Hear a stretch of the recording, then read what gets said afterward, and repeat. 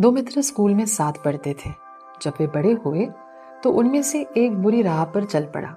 शराब पीने लगा, जुए और बुरी संगत में पड़ गया। दूसरा मित्र धार्मिक बन गया, गंगा स्नान करता, भगवान का नाम जप करता, मंदिर जाता। उसके पास भले ही ज्यादा कुछ नहीं था, मगर हमेशा दूसरों से बांटता फिरता। एक का जीवन अधर्म में डूबता गया, जबकि दूसरा दिन प्रतिदिन अधिक पुण्यवान बनता गया। एक दिन दोनों की मुलाकात हुई।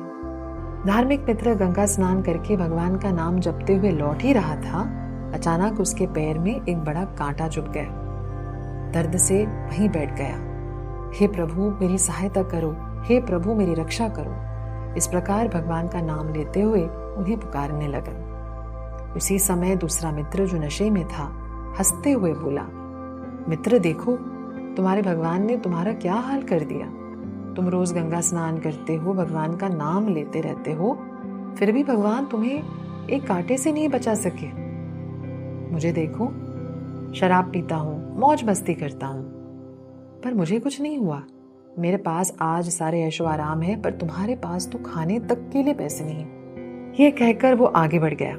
थोड़ी दूरी पर उसे हीरो से भरा एक सूटकेस भी मिला। वह वापस लौटा और अपने उसी धार्मिक मित्र से कहा, मित्र देखो, तुम अभी वही हो, कष्ट में, पर मुझे तो हीरो का खजाना भी मिल गया।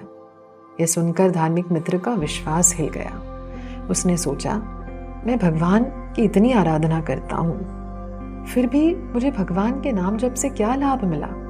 पाप करने वाले को तो हीरे तक मिल गए। कहा जाता है, जब भक्त की आस्था डगमगाने लगती है ना, भगवान स्वयं उसे संभालने आते हैं। इस बार भी भगवान ने अपने इस भक्त की पुकार सुन ली। वे एक वृद्ध ब्राह्मण का रूप धारण करके उसके सामने प्रकट हुए। उसकी पीड़ा देखकर उससे पूछा, बेटा क्या हुआ, तुम इतने निराश और दुखी क्यों लग रहे हो। लड़के ने कहा, बाबा मेरा मित्र जो पाप में डूबा रहता है, उसे हीरो का सूटकेस मिल गया।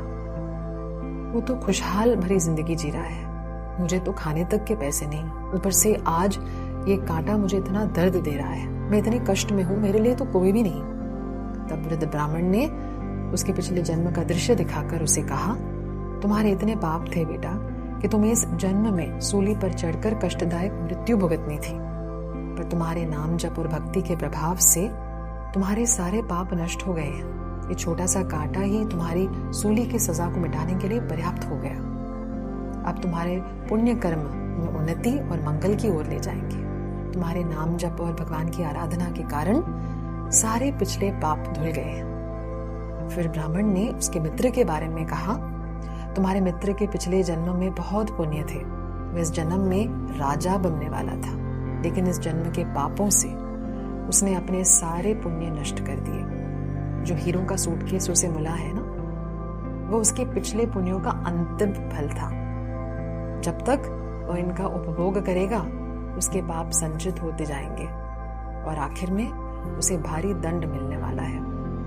इसीलिए तो हमें हमेशा कहा गया है कि अपने आज पर ध्यान दो, अच्छे कर्म करो। हमारे साथ कितना भी बुरा क्यों ना हो रहा हो, भगवान पर विश्वास रखते हुए जितना अच्छा सोच सके, जितना अच्छा कर सके, उसी में हमारी भलाई होगी। यह सुनकर धार्मिक मित्र की आस्था पुनः जाग उठी। उसने संकल्प ले लिया कि वह भक्ति और साधना को कभी भी नहीं छोड़ेगा।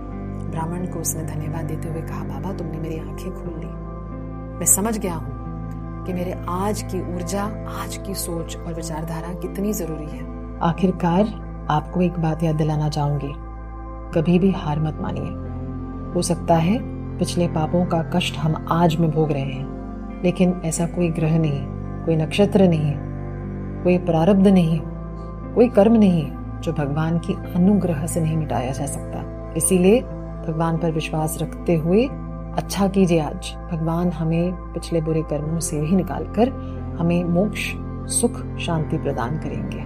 नमस्ते। अगर आपको ये वीडियो पसंद आया और इस चैनल से ज़्यादा आप इंस्पिरेशन और टूल्स सीखना चाहते हैं तो हमें सब्सक्राइब ज़रूर कीजिए।